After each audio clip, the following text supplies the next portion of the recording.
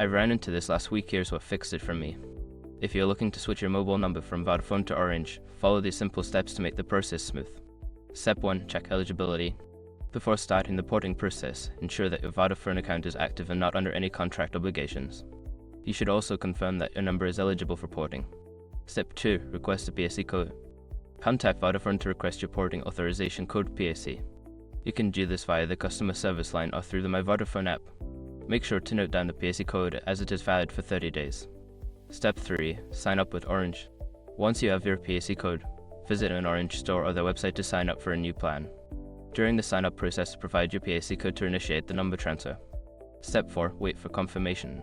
After submitting your PSE code, Orange will process your request. You should receive a confirmation message regarding the porting date, which usually takes up to 1 working day. Step 5. Test your new SIM. Once the porting is complete, insert your new Orange SIM card into your phone.